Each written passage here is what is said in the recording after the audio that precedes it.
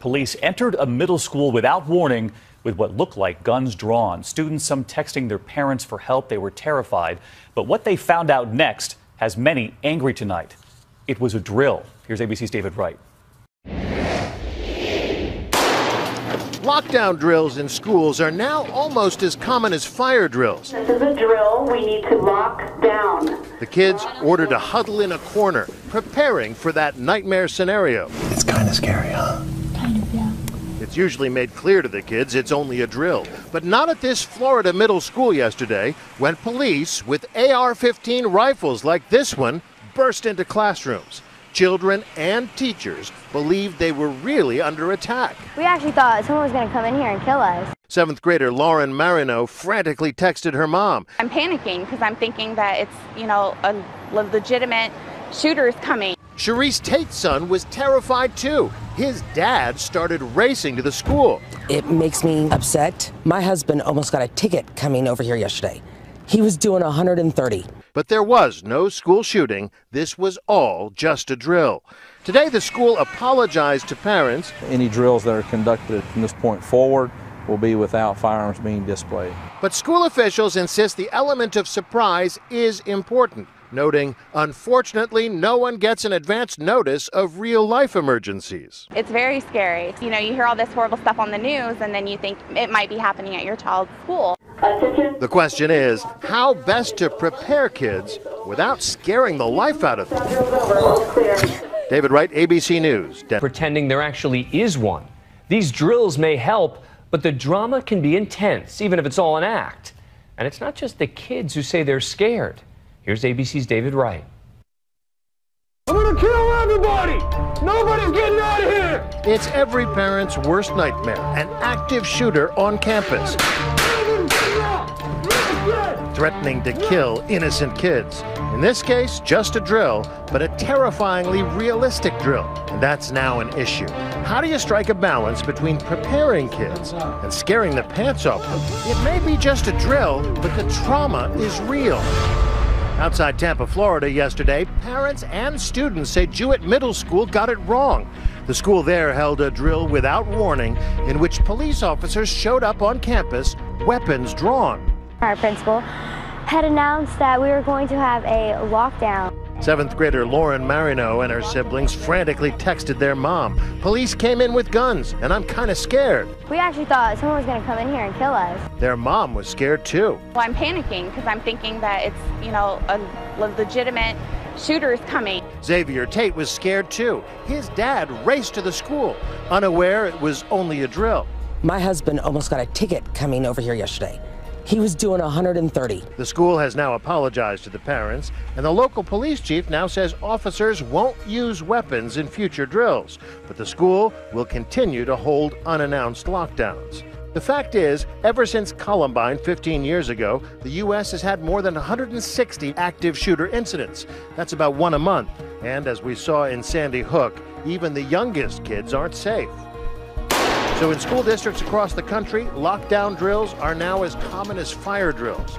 Some go as far as covering students in fake blood and recruiting volunteers to play dead in the hallways, all in an effort to make the drills more realistic. Attention, this is a drill. We need to lock down. A modern version of duck and cover. Please go behind my desk. The teacher locks the door, pulls down the shade. Everyone's told to keep quiet. It's kind of scary, huh? Kind of, yeah. The kids huddle quietly under the teacher's desk. Do you know why they do this drill?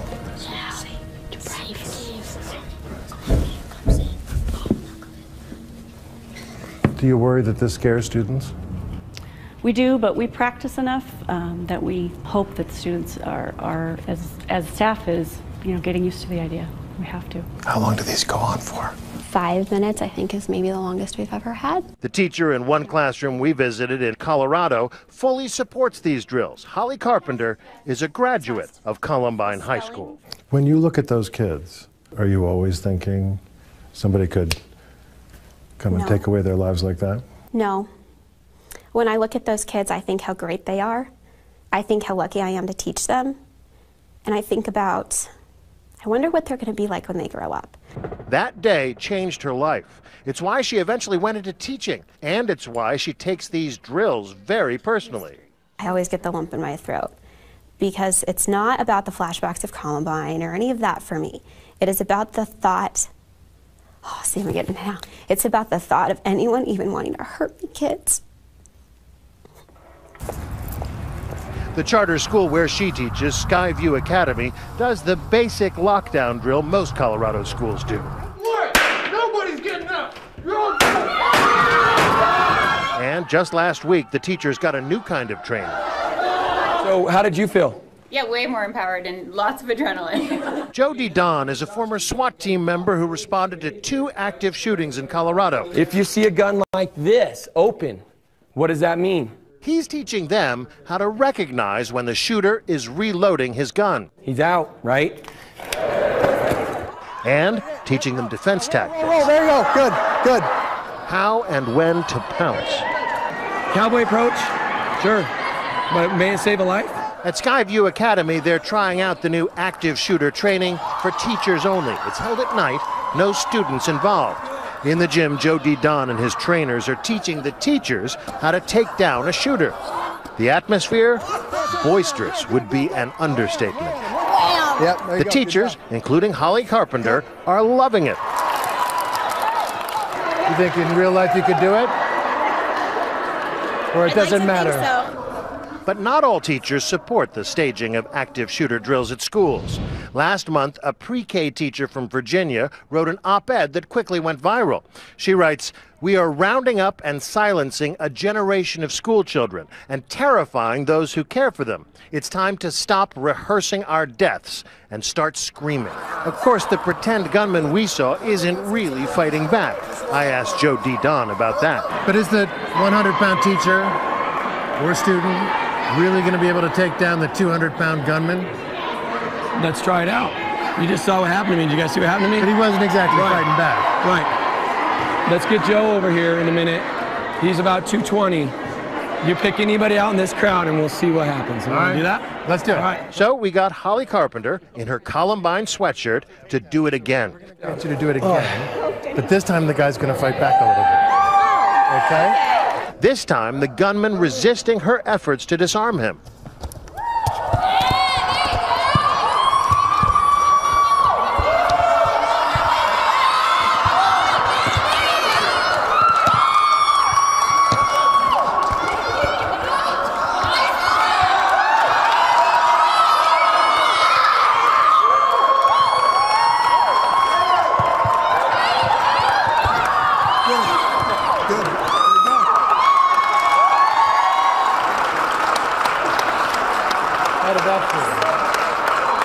Really good.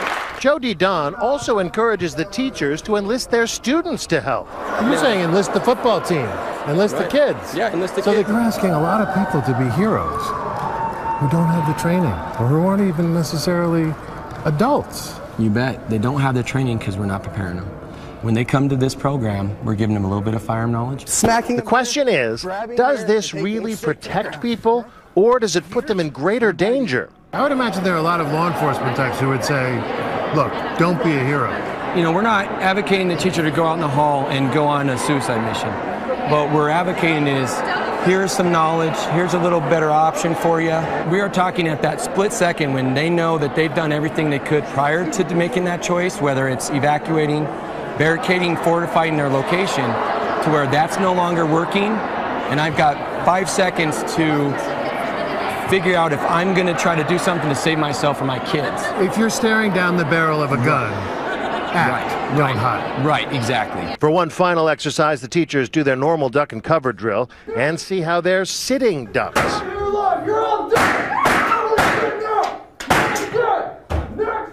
Then everyone gets something to throw. In this case, a tennis ball, but in real life it might well be a hole punch or a desk chair or a dictionary. This time, when the active shooter comes in, he suddenly finds he's the sitting duck. Would it work like this if the bullets were real, or if this were a class full of kids, not teachers? Hard to really know. To a kid, a scene like this could feel terrifyingly real and leave behind a lasting impression. But one that might save a life when it matters most. I'm David Wright for Nightline in